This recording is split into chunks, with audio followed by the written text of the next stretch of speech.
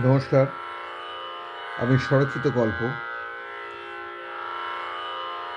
অন্যকে দোষ দিয়ে সতী সাজা পাঠ করে শোনাচ্ছি।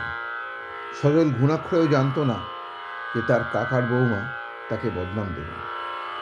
কাকার সঙ্গে তার ঘনিষ্ঠ বন্ধুর মতো সম্পর্ক, অথচ তারই কাকার ছেলের বউ দেবীনা তার নামে মিথ্যে অপবাদ দিল।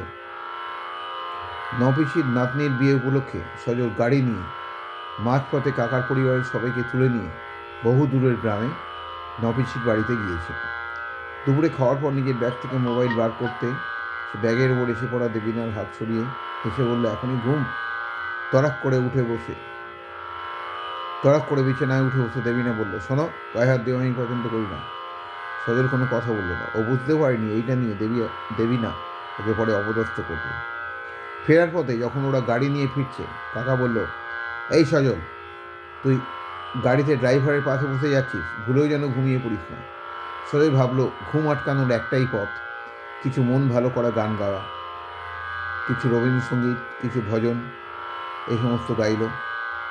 ও ভাবছিল ও নিজে আনন্দ পাচ্ছে আর এরাও আনন্দ পাচ্ছে, কিন্তু এই ভাবনা যে ভুল ছিল তা কিছুক্ষণের মধ্যেই ও বুঝল। 2-3টে গান গাওয়ার পর যখন ও ধরেছে আজি চাঁদিনী রাতি গো, পেছনের সিটে বসে থেকে দেবীনা বলতে লাগলো, দাদা ফালতু গান গেও না। সজল বলল, তুই গানের কি বুঝিস? দেবীনা বললো, হ্যাঁ তুমি সব বোঝো। সেই জন্য যখন ঘরে কেউ ছিল না, ওর গায়ে হাত দিয়েছিল। শুনে স্তম্ভিত সজল রেগে মেগে বললো, একদম বাজে কথা বলবি না। কাকিমা বললো, ওর গায়ে হাত দিয়ে সজল অন্যায় করেছো। কাকা দৃঢ় হয়ে বললেন, তুই আমার ভাইবোন নামে বাজে কথা বলিস না, ওকে আমি চিনি। দেবীনা বলে উঠলো, হ্যাঁ ঠিক বলেছ, আমি পরের বাড়ির মেয়ে বলে আমি যা বললো সব মিথ্যে, আর তোমার ভাইপো নিজের লোক বলেও যা বললো সব সত্যি। সজল ভয়ানক দুঃখ ও পরিতাপ নিয়ে চলেছে। কাকা গাড়ি থেকে নামার সময় বললেন, সজল কিছু মনে করিস না, আসলে ও একটা মানসিক সমস্যার মধ্যে আছে তো, তাই ওর এটা মনে হয়েছে, বুঝলি না? পরের দিন ফোনে সজলের বউ জবাকে এই ঘটনা জানিয়ে কাকা বলেন, আমি দেবীনার সঙ্গে কথা বলাই বন্ধ করেছি ওর এই আচরণের জন্য। তুমি সজলকে বলো ও যেন কিছু মনে না করে। ফোনে কথা বলার পর জবা বলল, সে কি, তুমি তো এ সম্পর্কে আমাকে কিছুই বলোনি, কী ব্যাপার? সত্যি খারাপ কিছু করেছো নাকি?